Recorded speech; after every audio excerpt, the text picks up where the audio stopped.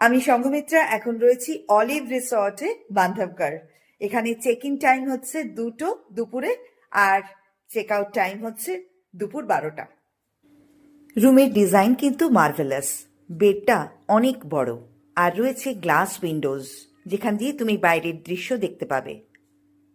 TV রয়েছে, fridge রয়েছে তোমার সুবিধার জন্য, আর রয়েছে অনেক বসার জায়গা যেখানে তুমি রিল্যাক্স করে বসে যেমন দেখতে পাবে বাইরের দৃশ্য।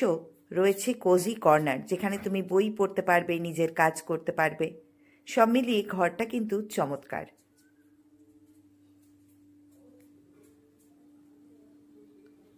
একটা খুব বড় মিরর রয়েছে যেখানে তুমি নিজেকে দেখতে পাবে সম্পূর্ণভাবে।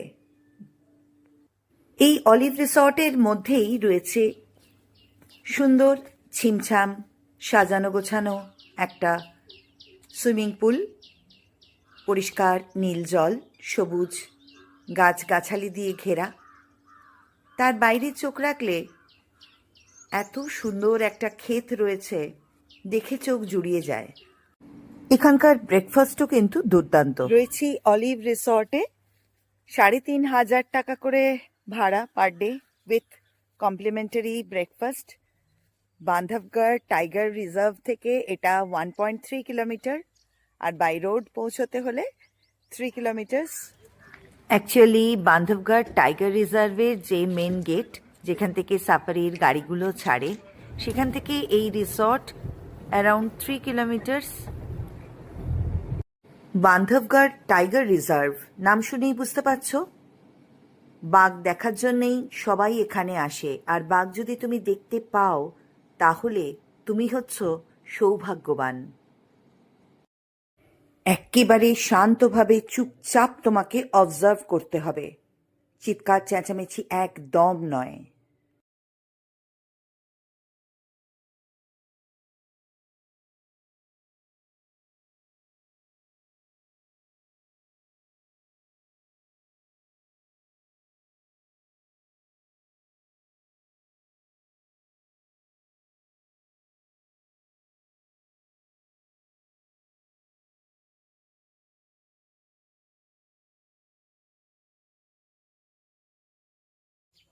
আর অলিভ রিসর্টে ফিরে এসে তুমি উপভোগ করতে পারবে নির্জনতা।